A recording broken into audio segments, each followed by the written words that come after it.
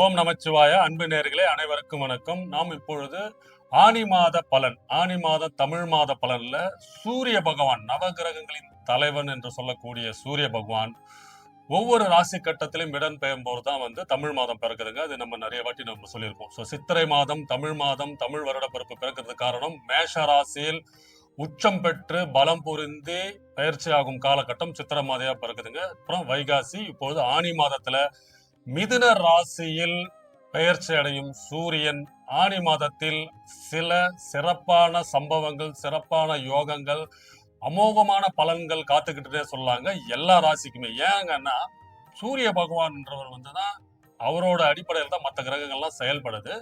முக்கியமா இந்த சூரிய கிரகம் பாவ கிரகமாக இருந்தாலும் இந்த 3ஆம் இடத்தில் உபஜயஸ்தானம் என்ன சொல்லக்கூடிய 3, 6, 10, 11 இடங்களில், அதாவது உங்க ராசிக்கு 3ஆம் இடம், 6ஆம் இடம், 10ஆம் இடம், 11ஆம் இடத்துல பெயர்ச்சி அடையும் இந்த காலகட்டத்தில், அதாவது கால புருஷ தத்துவப்படி 3ஆம் இடத்திற்கு மிதுன ராசியில் சூரிய பகவான் பெயர்ச்சி அடைகிறார். உபஜய ஸ்தானத்தில் பாவ கிரகமான இயற்கை பாவியான சூரியன் பெயர்ச்சி அடைந்து இருக்கும் இந்த ஆணி மாதத்தில் அனைத்து ராசிக்காரர்களுக்குமே சில யோக வாய்ப்புகள் காத்துக்கிட்டு இருக்கு, அதிர்ஷ்ட வாய்ப்புகள் காத்துட்டு இருக்கு. முக்கியமா அரசாங்க துறையில, அரசியல் துறையில இருக்கிறவங்க பொருளாதார ரீதியாகவும் புகழ் ரீதியாகவும் உச்சக்கட்ட நிலைமைக்கு போகக்கூடிய அமைப்புகள்லாம் இந்த காலகட்டம் இருக்க போதுங்க. அதிர்ஷ்ட வாய்ப்புகள் காத்துக்கிட்டு இருக்குது. ஜாக்பாட் யோகம்னு சொல்லுவாங்க பாத்தீங்களா, அதாவது வேலை தொழில இருக்கிறவங்களுக்கு எல்லாம் பெரிய பெரிய முயற்சிகள், முன்னேற்றங்கள் எல்லாம் பொருளாதார வளர்ச்சியை கொடுக்கக்கூடிய மாதமாக இருக்க போகுது. ஏன்னா சூரியன் தாங்க ஒரு ஒரு ஜாதகத்திலே ஒரு ராசிக்காரனுக்கு ஒரு சம்பாத்தியக்காரன் சொல்லக்கூடிய சம்பாதித்யம், அதாவது வேலை தொழில், அவர் சம்பாதிக்கிறதுக்கான யோகியத்தை கொடுக்கக்கூடிய கிரகம் சூரியன். அவரு 3ஆம் இடத்தில் பெயர்ச்சி அடையும் 9ஆம் இடத்தில் படைச்சும் போது இந்த ஆணி மாதம் சிறப்பாக இருக்க போது. அது மட்டும் இல்லாமல் ஆடி மாதம் 5ஆம் தேதி செவ்வாய் அவர் சொந்த வீடான ரிஷபராசியிலிருந்து சுக்கிர பகவானோட சுபகிரக வீட்டுக்கு பெயர்ச்சி அடைகிறாருங்க. அதனோட யோகமும் சிறப்பா இருக்க போதுங்க. 2ஆம் இடம்ன்றது தனஸ்தானம், குடும்பஸ்தானம், வாக்குஸ்தானத்துல சுபகிரகத்தோட செவ்வாய் சுபகிரகமான சுக்கிரன் வீட்டுல பெயர்ச்சி அடைகிறாரு ஆணி மாதம் 5ஆம் தேதி.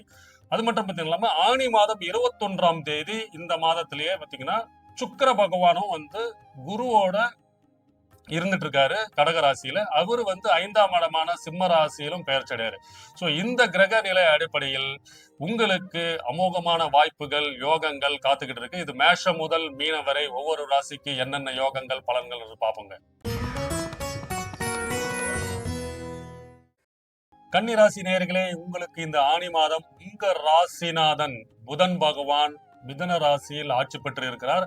அவர் கூட சூரியன், அதாவது உங்களுக்கு 12ஆதிபதி விரையாதிபதி சூரியன் பெயர்ச்சி அடையும் இந்த மாதம் ஆணி மாதமாக இருக்க போதுங்க. இந்த ஆணி மாதத்தில் உங்களுக்கு அமோகமாக இருக்க போது உங்களோட அதிரடி ஆட்டம் நடைமுறைப்படுத்துவீங்க, செயல்படுத்துவீங்க. அதிர்ஷ்ட வாய்ப்புகள் உங்களுக்கு காத்து கொண்டிருக்குன்னே சொல்லலாங்க. முக்கியமாக காதல், கல்யாணம் நடைபெறும், திருமண தடைகள் நீங்கும். அதாவது இவ்வளவு நாளாக திருமணத்திற்காக முயற்சி பண்ணி கொண்டிருக்கும் கன்னி ராசிக்காரர்களுக்கு இந்த ஆணி மாதம் சிறப்புமிக்க மாதமாக இருக்க போது தடைகள் எல்லாம் அகற்றி உங்கள் குடும்ப வாழ்க்கைக்குள் போகக்கூடிய மாதமாக இருக்க போது திருமண பேச்சுக்கள் எல்லாம் இவ்வளவு நாளா இருந்ததெல்லாம் இந்த மாதம் கல்யாண தேதி, திருமண தேதியை குறிக்கும் மாதமாக இருக்க போது குடும்ப வாழ்க்கையில் அடி எடுத்து வைக்கும் கன்னி ராசிக்காரர்களுக்கு இந்த மாதம் யோக காலமே. அதாவது இதுக்கப்புறம் உங்க வீட்டை தேடி வரக்கூடிய மகாலட்சுமி வரக்கூடிய மாதமாக இருக்க போதுங்க. ஏன்னா உச்சம் பெற்ற குருவோடு சுக்கிர பகவானும் இருக்கிறார். சோ 11ஆம் இடத்தில் சுக்கிர பகவான் இருக்கும் போது காதல், கல்யாணம், வாழ்க்கை என குடும்பத்தில் அமைதியான சூழ்நிலை, குடும்பத்தில் ஒரு சந்தோஷமான சூழ்நிலை, அதாவது குடும்பத்தில் ஒரு குதூகலமான நிகழ்ச்சிகள்லாம் நடக்கும் போதுன்னே சொல்லாங்க. ஏன்னா அவரு உங்களுக்கு கன்னி ராசிக்கு 2ஆம் அதிபதி சுக்கிரன் 11ஆம் இடத்தில் உச்ச குருவோடு இருக்கும் போது வாழ்க்கை பிரகாசமாக இருக்க போது, அதிர்ஷ்ட வாய்ப்புகள் இருக்க போது, அதிர்ஷ்ட கதவுகள் திறக்க போதுன்னே சொல்லாங்க. ஏன்னா உச்சம் பெற்ற குருவும் சுக்கிரனும் உங்களுக்கு 5ஆம் இடத்தை 7ஆம் பார்வையா பார்க்கும் போது திடீர் அதிர்ஷ்டம், பணவரவு, காதல், கல்யாணம் என. ஏன் என்ன காதல் கல்யாணம் சொல்றேன்னா, கன்னி ராசிக்காரர்களுக்கு இந்த மாதம் சந்தோஷமான மாதம்னே சொல்லாங்க. வாழ்க்கையில் நீங்க எதிர்பார்த்த ஆசைகள், அதாவது இப்ப நீங்க ஒரு மிடில் ஏஜ்ல இருக்கீங்க, உங்களுக்கு ஒரு வேலை கிடைக்கணும், ஒரு வாய்ப்புகள் கிடைக்கணும் முயற்சி பண்ணீங்கன்னா அந்த வேலை உங்களுக்கு கிடைக்குங்க. உங்களுக்கு எதிர்பார்த்த எதிர்பார்த்த வேலையும் சம்பளமும் கிடைக்குதுன்னா என்னங்க, அதை விட அதிர்ஷ்டம் வேற என்னங்க கிடைக்க போகுது? அந்த வாய்ப்புகளை சுக்கிரன் 2ஆம் இடத்து அதிபதி சுக்கிரன் 11ஆம் இடத்தில் இருக்கும் குருவோடு இணைந்து அவர் 7ஆம் பார்வை 5ஆம் இடத்தை பார்க்கும்போது திடீர் அதிர்ஷ்டம் பணவரவு காத்து கொண்டு இருக்குதுன்னே சொல்லாங்க. நீங்க எதிர்பாராத அதிர்ஷ்ட வாய்ப்புகள் உங்கள் வீட்டை தேடி வரப்போகுது.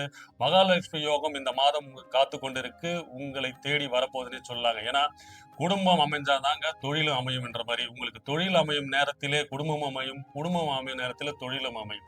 ஸோ 2 யோகங்களும் பிறக்கக்கூடிய இடம் இந்த இடம். அது மட்டும் இல்லாமல் உங்களுக்கு 9ஆம் இடத்தில் பாக்கியசாரத்தில் சுக்கிரனோடு, அதாவது சுக்கிரனோட வீட்டுல செவ்வாய் இருக்கும்போது அதிர்ஷ்ட வாய்ப்புகள், காதல், கல்யாணம் என அனைத்து யோகங்களையும் பெறுவீர்கள். முக்கியமா மாணவர்கள் வெளிநாட்டு போய் படிக்கணும், வெளிநாட்டுல போய் செட்டில் ஆகணும், அதாவது ஃபாரின்ல காலேஜ்ல சேரணும் என்ற அமைப்புகள்லாம் அப்ளை பண்ணியிருந்தவங்க எல்லாமே அதுக்கு போறக்கூடிய அமைப்பு இருக்கு. ஏன்னா புதன் பகவான் சூரியனோடு இருக்கும் பட்சத்தில், 9ஆம் இடத்தில் செவ்வாய் இருக்கும் பட்சத்தில் வெளிநாட்டுல போய் செட்டில் ஆகிற அமைப்பு, வெளிநாட்டுல போய் காலேஜ்ல சேர்ற அமைப்பெல்லாம் மாணவர்களுக்கு இந்த காலத்தில் ஏற்படுத்தி கொடுத்துருவார். அதே மாதிரி அரசாங்க வேலை கிடைக்கணும்ன்ற மாதிரி எக்ஸாம் எழுதினவங்களுக்கு எல்லாருமே அரசாங்க வேலை கிடைக்கும். முக்கியமா இந்த காவல்துறை, அரசு சார்ந்த துறை, IAS, IPS, அரசு சார்ந்த சிவில் சப்ஜெக்ட்ஸ் எல்லாம் இருக்கு பாத்தீங்களா, அதுக்கான இன்டர்வியூலாம், நேர்முக தேர்வுலாம் அட்டன் பண்ணியிருந்தீங்கன்னா உங்களுக்கு சாதகமான, உங்களுக்கு வாய்ப்புகள், நீங்க எதிர்பார்த்த படிப்பு படிச்சு போட்டித் தேர்வுலாம் அட்டன் பண்ணியிருந்தீங்கன்னா உங்களுக்கு இது சாதகமாக அமைந்து வேலை வாய்ப்புகளை கிடைக்கக்கூடிய மாதமாக இருக்க போது. நீங்க எதிர்பார்த்த ஆசைகள், கனவுகள் நிறைவேற்றக்கூடிய மாதமாக இருக்க போது. முக்கியமாக 11ஆம் இடத்தில் குருவோடு சுக்கிரன் இணையும் காலகட்டம் உங்களுக்கு நீண்ட நாளாக, அதாவது தடைப்பட்டிருந்த குழந்தை பாக்கியம் கிடைக்கக்கூடிய மாதமாகவும் இருக்க போகுது. ஏன்னா சில பேர் மேரேஜ் ஆயிருப்பாங்க, அதாவது வீட்டுல இருக்கிற ப்ரெஷர் எப்பயுமே தெரியும் பாத்தீங்களா, மேரேஜ் ஆனவனா என்ன ஆச்சுங்க, என்ன அது விசேஷமா, என்ன ஆச்சுங்க, குழந்தை இருக்கான்னு ஒரு ப்ரெஷர்ல, ஒரு புதிய தம்பதிகளுக்கு ப்ரெஷர்ல ஆளாக்கி கொண்டிருந்தவங்களுக்கெல்லாம் நல்ல செய்தி கிடைக்க போகுது. அது மட்டும் இல்லாமல் சில பேர் மருத்துவ ரீதியாக முயற்சி பண்ணிட்டு இருக்க, ரொம்ப வருஷமா நான் ட்ரை பண்ணிட்டு இருக்கேங்க, ஒன்னும் ரிசல்ட் இல்லைங்க, ஒன்னும் பாசிட்டிவா இல்லைங்க, குழந்தை வரும்னு சொல்றாங்க, ஆனா ஒன்னும் நடைமுறைக்கு வரல, ஒரு அந்த சந்தோஷமான நிகழ்ச்சி நடக்கலன்ற மாதிரி ஆவலோடு எதிர்பார்த்து கொண்டிருக்கும் கன்னிராசி நேயர்களுக்கு இந்த மாதம் குழந்தை பாக்கிய அருள் கிடைக்கும். உங்களுக்கு சாதகமான, நல்ல குடும்பத்துக்கு பாசிட்டிவான நிகழ்ச்சிகள்லாம் இந்த காலகட்டம் இருக்கு. ஏன்னா 5ஆம் இடத்தை உச்சம் பெற்ற குருவும் சுக்கிரனும் பார்க்கறாங்க. இதன் மூலமாக குடும்பத்தில் நல்ல செய்தி வரும், நல்ல அதிர்ஷ்ட வாய்ப்புகள் வரும், பண வரவு உண்டாகும். அதிர்ஷ்ட செய்திகள் மூலமாக உங்களுக்கு இந்த மாதம் காதல், கல்யாணம், குடும்பம் என சந்தோஷமான நிகழ்ச்சிகள் நடைபெறுவீர்கள். ஸோ இந்த மாதம் உங்களுக்கு அதிர்ஷ்ட வாய்ப்புகளை கொடுக்கக்கூடிய மாதமாக இருக்கும் போது மகாலட்சுமி யோகம்னே சொல்லாங்க.